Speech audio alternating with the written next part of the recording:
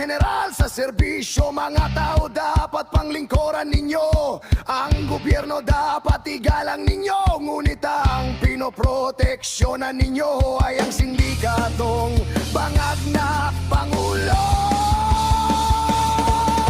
Mga walang silbing mga general sa serbisyo, mga tao